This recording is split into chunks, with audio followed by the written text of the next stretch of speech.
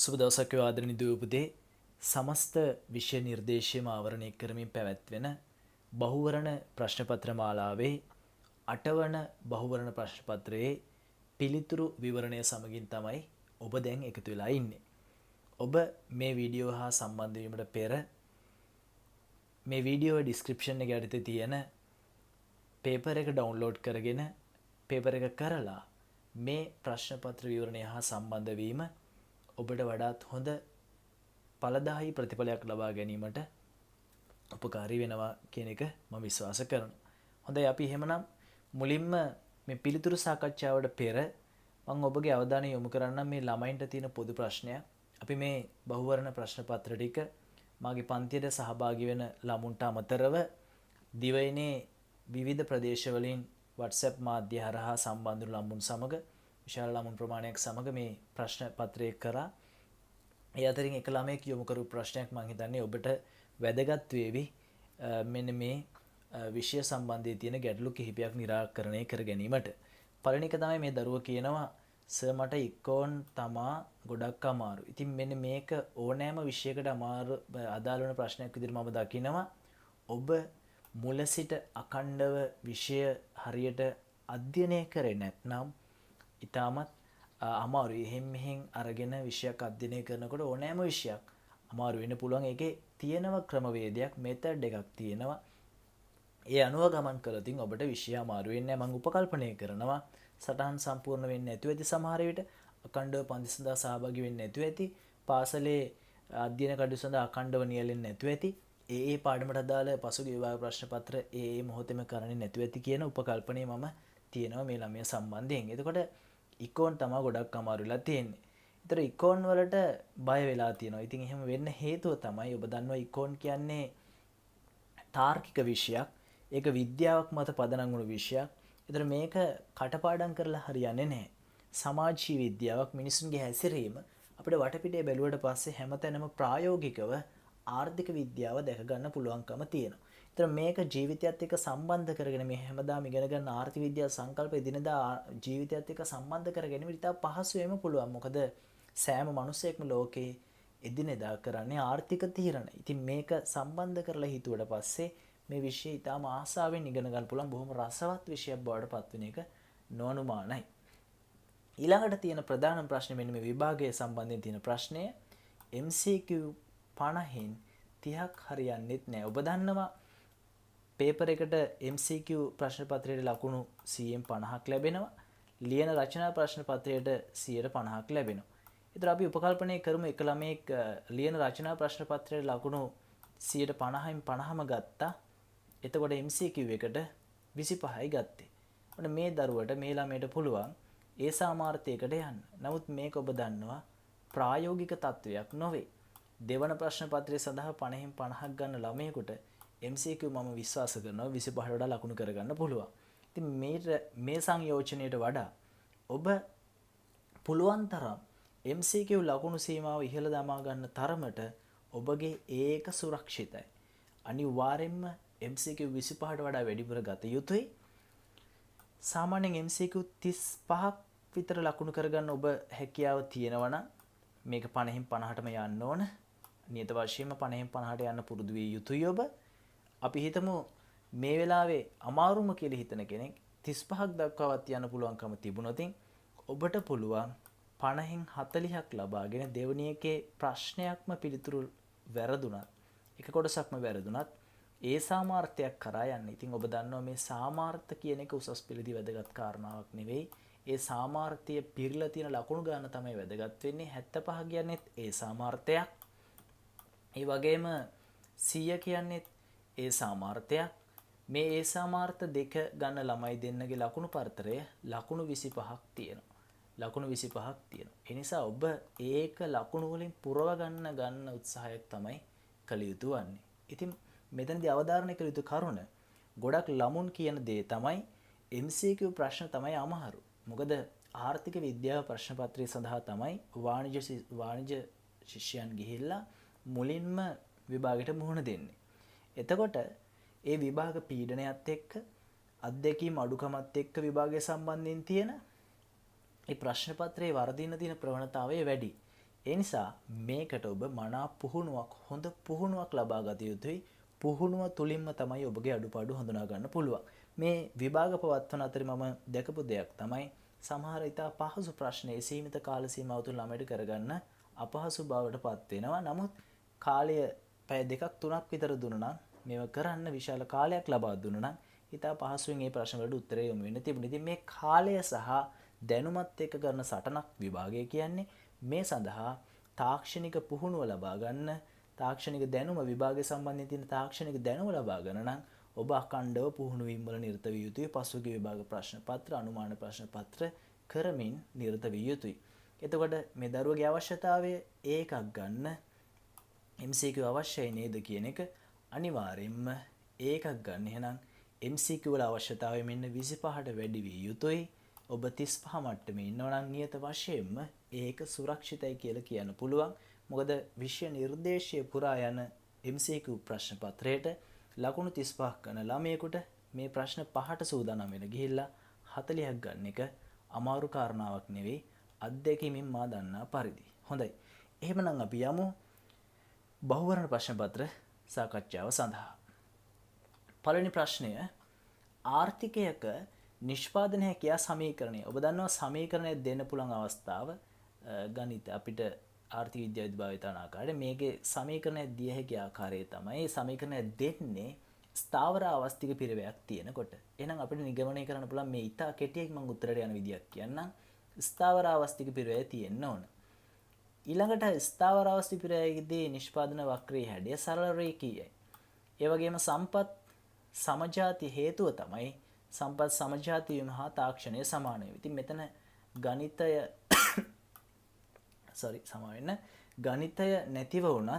ගණිතය නැතිව වුණත් මේ ගණිත ගැටලුව විසඳීමෙන් තොරව වුණත් මේකේ පිළිතුරක් වෙත යොමු වීමේ හැකියාව තියෙනවා. නමුත් අපි බලමු කොහොමද මේක විසඳන්නේ කියලා. මෙතන මේ වගේ සමීකරණයක් දුන්නාට පස්සේ x සමානයි 20 ඍණ 0.5යි y කියලා දෙන්නේ. x සමානයි 20 ඍණ 0.5යි y කියලා දෙන්නේ. එතකොට මේ තියෙන්නේ 20 කියලා කියන්නේ x ගේ උපරිමකය. x ගේ උපරිමකය. මේ 0.5යි කියන්නේ y ඒකකයක් නිපදවීමේ ආවස්තික පිරිවැය. x ගේ උපරිමකය කියන එකෙන් මොකද්ද මේ අදහස් කරන්නේ? ඔබ හිතන්න මෙතනට x දැම්මා, මෙතනට y දැම්මා. මෙතන y බිඳුව දාලා මේ සමීකරණය සුළු කළොත් x තේවි ඔබට අගයක් 20ක් කියලා. x තේවි ඔබට අගයක් 20ක් කියලා. ඊළඟට x ට බිඳුවක් දාලා මේ සමීකරණය සුළු කළොත් ඔබට ඒ අගය 40ක් කියලා. ඒ අනුව දැන් x නිපදවීමේ ආවස්තික පිරවැය කොහොමද ගණනය කරන්නේ? x නිපදවීමේ ආවස්තික පිරවැය ගණනය කරන්නේ ඩෙල්ටා y බෙදීම ඩෙල්ටා x ඊට පස්සේ y නිපදවීමේ ආවස්තික පිරවැය කොහොමද ගණනය කරන්නේ? y නිපදවීමේ ආවස්තික පිරවැය ගණනය කරන්නේ වැඩි කරන එක නා යටට දාන්න. ඊටම සරලයි. ඩෙල්ටා y බෙදීම ඩෙල්ටා y බෙදීම ඩෙල්ටා x වැඩි කරන ඒකක කැපකල ඒකක සංඛ්‍යාව බෙදීම වැඩි කළ ඒකක සංඛ්‍යාව.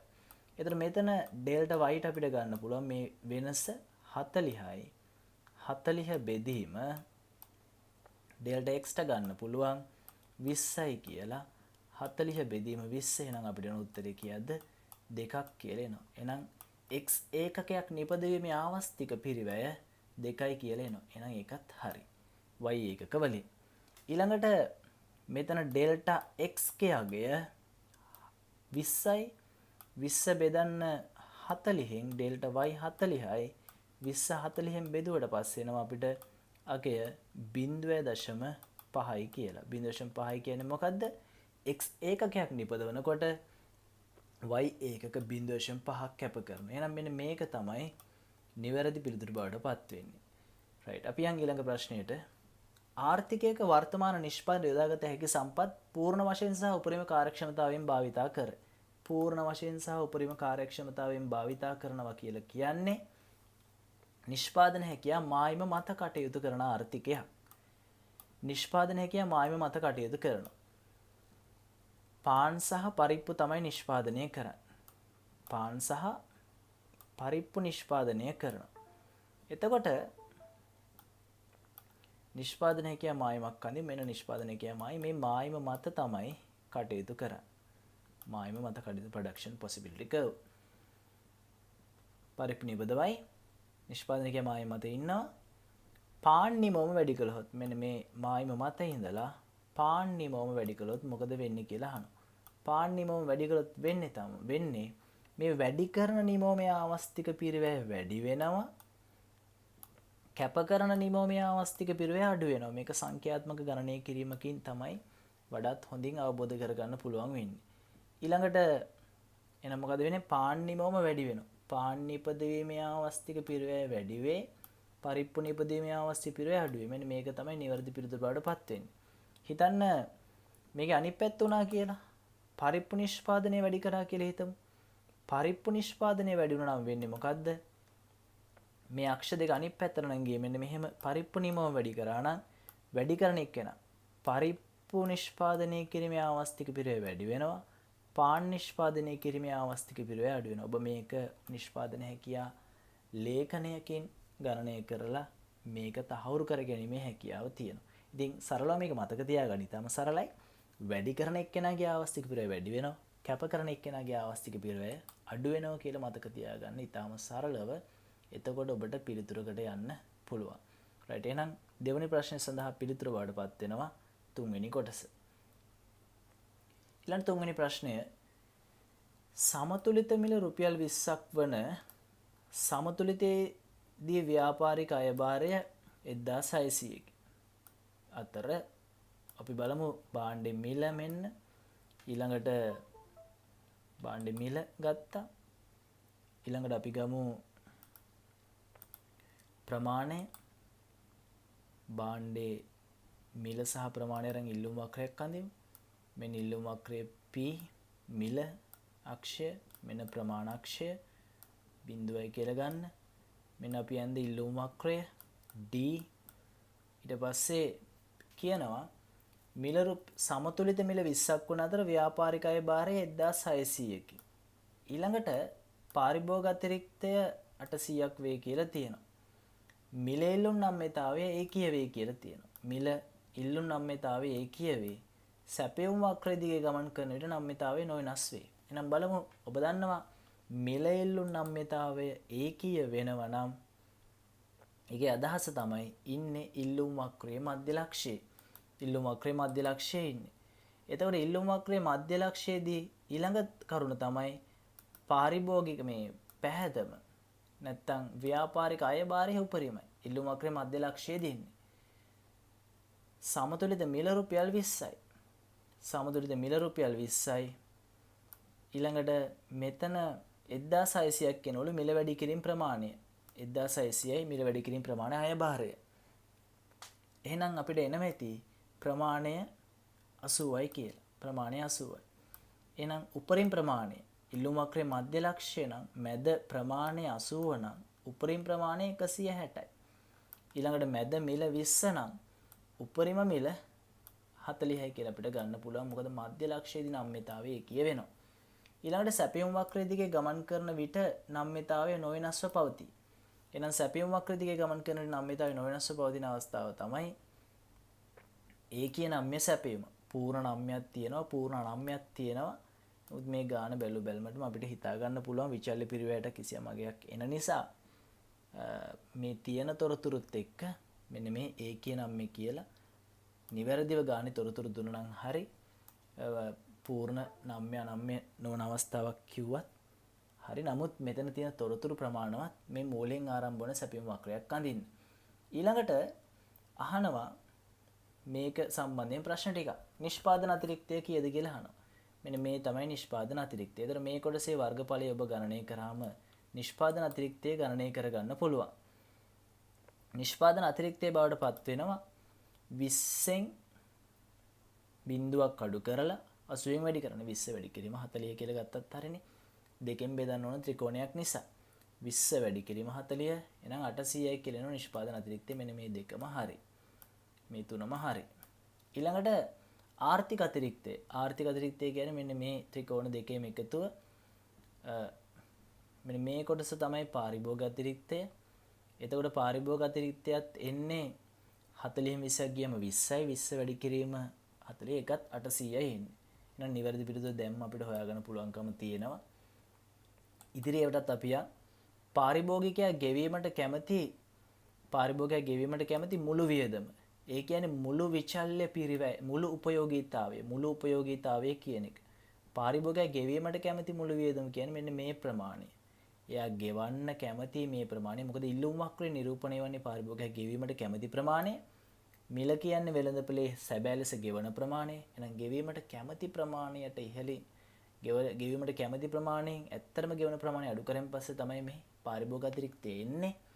එහෙනම් ගෙවීමට කැමති ප්‍රමාණය අපිට හිතා ගන්න පුළුවන්. මෙතන 20 වැඩි කිරීම 80 1600යි. 20 වැඩි කිරීම 80 1600යි. ඊළඟට මෙතන 800ත් එකතු වෙන පස්සේ 2400යි. සමා වෙන්න ඕනේ මෙතන ආර්ථික අතිරික්තය බවට පත් වෙන්නේ මේ දෙක එකතුව 1600යි. මෙතන ගෙවීමට කැමති මුළු වියදම 2400යි. 2400යි. ඒතර මේක නෙමෙයි උත්තරේ වෙන්නේ. ඊළඟ මුළු විචල්්‍ය පිරවැය කියලා කියන්නේ මෙන්න මේ සැපයුම් වක්‍රයේ පහළ කොටස. ඇයි එහෙම ගන්න හේතුව? ඔබ දන්නවා සැපයුම් කරුවෙක් වෙළඳපොළට සැපයුමක් කරන්න බලාපොරොත්තු වන අවම මිල තමයි මුළු විචල්්‍ය පිරවැය. අවම මිල තමයි විචල්්‍ය පිරවැයවත් ආවරණය වෙනවා නම් වෙළඳපොළට සැපයුමක් කරනවා. එතකොට සැපයුම් වක්‍රය පෙන්වුම් කරන්නේ සැපයුම් කරු බලාපොරොත්තු වන අවම මිල. එහෙනම් මේ අවම මිල තුලින් නිරූපණය යන්නේ විචල්්‍ය පිරවැය. එහෙනම් මේ විචල්්‍ය පිරවැය කියන්නේ මෙන්න මේ කොටස. මුළු විචල්්‍ය පිරවැය ගන්න පුළුවන් අපිට 20 වැඩි කිරීම 40. එතකොට ඒක 800ක් වෙන්න ඕනේ එකත්. මෙතන නිවැරදි විය යුතුයි 800ක් කියලා මුළු විචල්්‍ය පිරවැය. මුළු විචල්්‍ය පිරවැය අපි හිතමු 800යි කියලා. එතකොට මෙන්න මෙතන 800යි කියලා තියෙනවා. නමුත් පාරිභෝගිකයා ගෙවීමට කැමති මුළු වියදම 2400ක් වෙනවනේ. මේක තමයි නිවැරදි පිළිතුර වෙන්නේ. බලමු කොහොමද වෙන්නේ කියලා. මෙතන 1600යි 1600යි මෙතන 1600යි මෙතන 800යි 2400 විය යුතුයි. ඊළඟට එහෙනම් මුළු විචල්්‍ය පිරවැයට එන්නේ 800යි. එතන මුළු විචල්්‍ය පිරවැය 800යි. ඊළඟට අපි මෙතන නිවැරදි උත්තර ලියුවොත් මේකේ 800යි මේකේ 800යි මේකේ ආර්ථික අතිරික්තය 1600යි 1600යි ඊළඟට මෙතන පාරිභෝගික ගෙවීමට කැමති මුළු වියදම 2400යි 2400 මෙතන පිළිතුරු වල පොඩි ගැටලුවක් තියෙනවා ටයිපින් මිස්ටේක් එකක් වෙලා තියෙනවා 2400යි මුළු විචල්්‍ය පිරවැය නැවතත් 800යි එහෙනම් සාමාන්‍ය විචල්්‍ය පිරවැය 800 බෙදීම 80 එකකට අදාළ පිරවැය 10යි කියලා එනවා. ඉතින් වඩා නිවැරදි පිළිතුර කියලා අපිට ගන්න බෑ මේ අවස්ථාවේදී. නිවැරදි ඒව ටික මෙන්න මේ ටික. හරිනේ. 1600ක් ලෙස නිවැරදි විය යුතුයි. රයිට්. ඊළඟ ප්‍රශ්නෙට යන්. මිනිසුන් නිවසට වී සිටීමට වඩා කැමැත්තක් දැක්වීම හේතුවෙන් අන්තර්ජාලය හරහා අලෙවන භාණ්ඩයක සැපයුම්කරුවන් සංඛ්‍යාව වැඩි වූ අතර ගැනුම්කරුවන් සංඛ්‍යාවද වැඩි විය. එහෙනම් මොකද්ද වෙලා තියෙන්නේ? වෙළඳපොළ ඉල්ලුම සහ සැපයුම දෙක වැඩි වෙලා තියෙනවා. සැපයුම්කරුවන් සංඛ්‍යාව වැඩි වෙනකොට සැපයුම වැඩි වෙනවා. ඊළඟට ගැනුම්කරුවන් සංඛ්‍යාව වැඩි වෙනකොට ඉල්ලුම ඩිමාන්ඩ් එක වැඩි වෙනවා. සප්ලයි එක වැඩි වෙනවා, ඩිමාන්ඩ් එක වැඩි වෙනවා. එතකොට අහන්නේ වෙළඳපොළ සමතුලිතය සම්බන්ධයෙන් එකඟ විය හැකියි. මම ඔබට ඉතා පහසු ක්‍රමයක් මෙතනදී කියලා දෙන්නම්. මේක ලේසියෙන් මතක තියාගන්න. ගොඩක් ළමයි මේ බහුවර්ණ ප්‍රශ්නේ වරද්දනවා. හරියට මේ ක්‍රම පිළිබඳ අවබෝධයක් නැති නිසා මේ ටෙක්නික්ස් පොඩි දේවල් ටික ඉගෙන ගත්තන් පස්සේ මේක ඉතාම සරලව අධ්‍යයනය කරගන්න පුළුවන්. ඒ තමයි මෙන්න මේක මොකද්ද ඉල්ලුමයි සැපයුමයි වැඩි වෙනවා නම් අපිට නිශ්චිතව කියන්න පුළුවන් සමතුලිත ප්‍රමාණය වැඩි වෙනවා. මිල අවිනිශ්චිතයි. සමතුලිත ප්‍රමාණය වැඩි වෙනවා මිල අවිනිශ්චිතයි. ඊළඟට ඉල්ලුම සැපීම අඩු වෙනවා නම් මේකේ අනිත් පැත්ත අපිට කියන්න පුළුවන් ප්‍රමාණය ගැන නිශ්චිතව. ඉල්ලුමත් අඩු වෙනවා සැපීමත් අඩු වෙනවා. ඉල්ලුමත් අඩු වෙනවා සැපීමත් අඩු වෙනවා. ඒත් මිල අවිනිශ්චිතයි. අපිට කියන්න පුළුවන් ප්‍රමාණය අඩු වේ. එහෙනම් අපිට මෙතනින් පොඩි ෂෝට් කට් එකක් අපි හදාගමු. මොකද ඉල්ලුමයි සැපයුමයි එකම දිශාවට ගමන් කරනවා නම් ප්‍රමාණයත් එම දිශාවටම ගමන් කරනවා. මිල අවිනිශ්චිතයි. ඊළඟට අපි බලමු ඊළඟ අවස්ථාව. ඉල්ලුම සැපයුම වැඩි වේ. සැපයුම වැඩි වේ. සැපයුම වැඩි වේ. ඉල්ලුම අඩු වේ. සැපයුම වැඩි වේ. ඉල්ලුම අඩු වේ. ඔන්න මේකේ අවස්ථාව බලමු. එතන මොකද වෙන්නේ? ප්‍රමාණය අවිනිශ්චිතයි. මේ දෙන දෙපැත්තට යනකොට ප්‍රමාණය අවිනිශ්චිතයි. ප්‍රමාණය අවිනිශ්චිතයි. මිල යනවා ඉල්ලුමත් එක්ක. මිල යනවා ඉල්ලුම යන දිශාවට. ඊළඟට එහෙනම් මේකේ බ්‍රිතාම් පහසුයි මේක. දෙන්නම වෙනස් වෙනකොට අපි නිශ්චිතව කියන්න බෑ. අත්දැකීමෙන් දන්නවා ඇති මේක ගාන මේ වගේ දේවල් වැරදුණු ළමයි අත්දැකීමෙන් දන්නවා ඇති. ඒතර මෙන්න මේක තමයි ලේසි ක්‍රමය. ඉල්ලුම වැඩි වේ, සැපයුම අඩු වේ. ඒතර මොකද වෙන්නේ?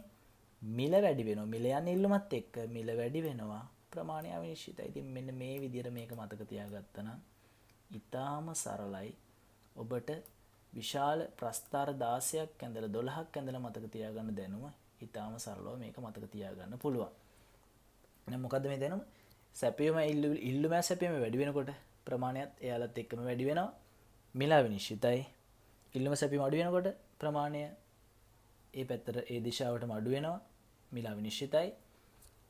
ඉල්ලුම සැපයුම ප්‍රතිවිරුද්ධ දිශාවට යනකොට මිල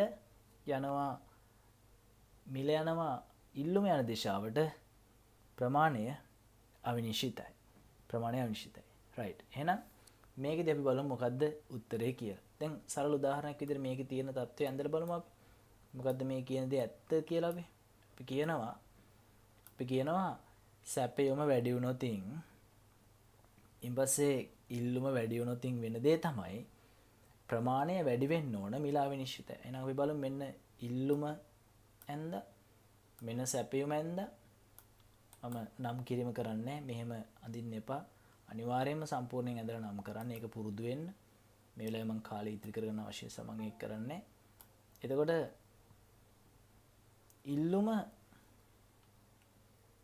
ඉල්ලුම වැඩි කරන්න. ඉල්ලුම වක්‍රය දකුණට විතැන් කරන්න. ඉල්ලුම වැඩි කරන්න ඉල්ලුම වක්‍රය දකුණට විතැන් කරන්න. ඉල්ලුම වැඩි කිරීම සඳහා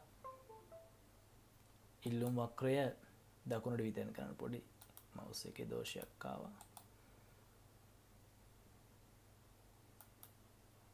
ඉල්ලුම වැඩි කරන්න අපි ඉල්ලුම් වක්‍රය යන දකුණට විතැන් කරා. ඊළඟට සැපයුම වැඩි කරන්න සැපයුම වක්‍රය දකුණට විතැන් කරනවා. අපිට පැහැදිලි පේනවා ප්‍රමාණය වැඩි වෙලා. මේ අවස්ථාවේදී නම් මිල වෙනස් වෙලා නැහැ. නමුත් මේක ප්‍රතිශත වෙනස් වෙනකොට මේ මිල වැඩි වෙන්නත් පුළුවන්. වෙනස් නොවී තියනත් පුළුවන්. අඩු වෙන්නත් පුළුවන්. නමුත් අපිට නිශ්චිතව කියන්න පුළුවන් ප්‍රමාණය වැඩි වෙයි කියලා. එහෙනම් නිවැරදි පිළිතුර බවටපත් වෙන්න ඕන සමතුලිත මිල වැඩි වී සමතුලිත ප්‍රමාණයද වැඩි වේ. සමතුලිත මිල වැඩි වේ. සමතුලිත ප්‍රමාණයද සමතුලිත ප්‍රමාණය වැඩි වේ මිල අවිනිශ්චිතයි කියන එක. එකඟ විය හැක්කේ සමතුලිත මිල අවිනිශ්චිත වන අතර සමතුලිත ප්‍රමාණය වැඩි වේ. මේ තියෙන පස්වෙනි පිළිතුර. මෙන්න මේකට අපිට එකඟ වෙන්න පුළුවන්. right. ඊළඟට අපි ඊළඟ ප්‍රශ්නය භාණ්ඩයක් සඳහා ආනයන තීරුබදු පැනවීමක ආර්ථික ප්‍රතිපාක නිවැරදිව දැක්වෙන පිළිතුර. මම ඉතා සරලව අඳින්නම් මේ ආනයන තීරුබදු පැනවීමක් කියන්නේ මොකක්ද කියලා. මෙන්න මෙහෙම වෙළඳපළක් තියෙනවා. මම නම් කරන්නේ මේ අවස්ථාවේදී. එහෙම අඳින්න එපා. නම් කරලා අඳින්න. මෙන්න මේ අවස්ථාවේ ඉල්ලුම සැපයුම් තියෙනවා. PQ කියලා දාමු නැත්තම් ඒක පුරුද්දට යනවා. PQ හරි. එතකොට මේකෙදි ආනයනය කරන්න කියලා කියනවා මෙන්න මේ අඩු මිලකට. ඉන්පස්සේ ආනයන තීරුබද්දක් පනවනවා. ඔන්න මොනවා කියලා හිතන්න. ඒතර මොකද වෙන්නේ? මේ ආනයනට පෙර මේ තමයි ආනයන ප්‍රමාණය. ඊළඟට මේ තීරුබද්දට පසු ආනයන ප්‍රමාණය තමයි මෙන්න මේ ටික. ඒතර අහන්නේ මොකද්ද වෙන්නේ කියලා. ආනයන තීරුබදු පැනවීම පස්සේ වෙන්නේ දේශීය සැපයුම වැඩි වෙනවා. මේ ඉතින් දේශීය සැපීම වැඩි වෙලා තියෙනවා. මෙන්න මේ ප්‍රමාණයෙන් දේශීය සැපීම පෙර මෙන්න මේ ප්‍රමාණයේ දේශීය සැපීම දැන් දේශීය සැපීම වැඩි වුණා. දේශීය සැපීම වැඩි වෙයි කියන මෙන්න මේ පිළිතුරු තුන මෙතනින් ගන්න පුළුවන්. ආනයනය අඩු වෙනවා. ආනයන අඩු වෙනවා. එතකොට ගැටලුවක් වෙන්නේ නැහැ. මෙන්න මේ පිළිතුරු තුනම ගන්න පුළුවන්. ආනයනේ කලින් කරා මෙන්න මේ ප්‍රමාණය දැන් කරන්නේ මෙන්න මේ ප්‍රමාණය. ආනයන අඩු වෙනවා. රජයේ බදු ආදායම මේ තියෙන රජයේ බදු ආදායම මම මේ පාඩ කරන ප්‍රදේශයේ රජයේ බදු ආදායම මෙන්න මේ ත්‍රිකෝණ මෙන්න මේ ත්‍රිකෝණාශ්‍රය රජයේ බදු ආදායම රජයේ බදු ආදායම ඇති වේ කියන එක තමයි නිවැරදි පිළිතුරු වලටපත් වෙන්නේ. අහිමි සුබ සාධනයක් ඇති වෙනවා. අහිමි සුබ සාධනය කියලා කියන්නේ මේකෙදී මෙන්න මේ ප්‍රදේශය අහිමි සුබ සාධනය මෙන්න මේ ප්‍රදේශය මෙන්න මේක සහ මෙන්න මේ ටික තමයි අහිමි සුබ සාධනය. අහිමි සුබ සාධනයක් ඇති වේ. ආනයන භාණ්ඩයේ මිල වැඩි වෙනවා. මේ භාණ්ඩයේ මිල වැඩි වෙලා තියෙනවා. එහෙනම් නිවැරදි පිළිතුරු බවටපත් වෙනවා මෙන්න මේ 5 වෙනි කොටස. ඊළඟට අපි යන් කතා කරන්න 6 වෙනි ප්‍රශ්නය. දී ඇති අවස්ථාවට අදාළ නම්‍යතාවය සැලකිල්ලට ගත් විට පහත ඒවා අතරින් නොගැලපෙන සංයෝගය. දැන් ඉතා සරල ක්‍රමයක් කියලා දෙන්න. ළමයි මෙන්න මෙතනත් පටලවාගෙන ඉන්න බදු සහනාධාරවලදී මෙන්න මේකයි වැඩේ. හිතන්න බද්දක් හෝ සහනාධාරයක් දුන්නට පස්සේ ඉල්ලුම් සැපීම් නම්‍යතාවය මත කොහොමද මේ බදුබර සහනාධාරයේ බෙදලා යන්නේ කියලා අපි බලමු. ඉල්ලුම් සැපීම් නම්‍යතාවය මත කොහොමද මේ බදු සහනාධාර බෙදලා යන්නේ? ඊටාම සරලව මතක තියාගන්න කෙටි ක්‍රමයක් අපි බලමු. මෙන්න මෙහෙමයි. දැන් ඉල්ලුම නම්‍ය වෙන්න පුළුවන්, අනම්‍ය වෙන්න පුළුවන්. ඒ වගේම සැපයුමත් නම්‍ය වෙන්න පුළුවන්, අනම්‍ය වෙන්න පුළුවන්. අපි ගත්තොත් මේ පැත්තට ඉල්ලුම ඊළඟට සැපයුම ඊළඟට මෙතන නම්‍ය අවස්ථාව මෙතන අනම්‍ය අවස්ථාව. ඉල්ලුම නම්‍ය නම් බදු හරි සහනාධාර හරි වැඩි ප්‍රමාණයක් දරන්නේ බදුත් එහෙමයි සහනාධාරත් එහෙමයි දෙකට මේක පොදුයි. ඉල්ලුම නම්‍ය නම් බදු හරි සහනාධාර හරි වැඩි ප්‍රමාණයක් දරන්නේ නිෂ්පාදකයා දරනවා. ඊළඟට ඉල්ලුම අනම්‍ය නම් වැඩි ප්‍රමාණයක් බදු හෝ සහනාධාරයේ පාරිභෝගිකයා දරනවා. සැපයුම නම්‍ය නම් වැඩි ප්‍රමාණයක් පාරිභෝගිකයා දරනවා. සැපයුම අනම්‍ය නම් වැඩි ප්‍රමාණයක් නිෂ්පාදකයා දරනවා. ඉතින් මෙන්න මේක ඊටාම සරලව මතක තියාගන්න පුළුවන්. එහෙනම් අපි බලමු මේ අවස්ථාව QS සමානයි ඍණ 20 ධන 5යි. මේකෙදී මේක ඇවිල්ලා අනම්‍ය සැපයුම. සැපයුම අනම්‍ය අවස්ථාවකදී වැඩිපුර දරන්නේ මෙතන නොගැලපෙන සංයෝගය කොහොමද කියලා අහන්නේ. වැඩිපුර දරන්නේ නිෂ්පාදකයා. සැපයුම QS සමානයි 20 ධන 5යි. අඩුබදු බරක් නිෂ්පාදකයා දරයි කියන එකට අපිට එකඟ වෙන්න බෑ. සැපයුම අනම්‍ය නම් වැඩිපුර දරන්නේ නිෂ්පාදකයා. එහෙනම් ඒක වැරදි. ඊළඟ මිලේලු නම්‍යතාවය ඍණ 0.5. ඒ කියන්නේ ඉල්ලුම අනම්‍ය අවස්ථාවකදී වැඩිපුර බර පාරිභෝගිකයා දරයි. ඒක හරි. QS සමානයි 5යි. ඒ කියන නම්‍ය අවස්ථාවේදී සමානව බෙදලා යනවා. ඉල්ලුමත් එහෙම සැපයුමත් එහෙම ඒ කියන නම්ය නම් සමානව බෙදලා යනවා. මිලේලු නම්‍යතාවය 1.5 කියන්නේ නම්ය. නම්යනේ එකට වැඩි නම්යනේ. එකට වැඩි දඩුද කියලා තියෙන එක තමයි ඔය ඍණ ලකුණ අමතක කරලා හිතන්න. ඒතර වැඩි බදු බරක් නම්ය වෙනකොට නිෂ්පාදකයා දරනවා. ඒකත් හරි. ඊළඟ QS සමානයි ඍණ 20 ධන 5යි. එතකොට ඍණ 20යි කියන්නේ නම්ය අවස්ථාවක්. සැපයුම නම්ය අවස්ථාවේදී වැඩි බදු බරක් පාරිභෝගිකයා දරනවා. එහෙනම් නිවැරදි පිළිතුර අපිට පළවෙනියම හම්බුණා. මෙන්න මේ එක කොටස නිවැරදි පිළිතුරු විදිහට ගන්න පුළුවන්. ඉතින් මෙන්න මේක ඔබට විශාල වශයෙන් මානසික විෂය බර නිදහස් කරන අවස්ථාවක් බවට පත් වේවි. බදු සහනාධාර කොහොමද බෙදලා යන්නේ? නම්‍යතාවයේ මත පදනම් වෙලා කියලා. එනවා 6 වෙනි ප්‍රශ්නය සඳහා පිළිතුරු බවට පත් වෙනවා. මෙන්න මේ පළවෙනි කොටස.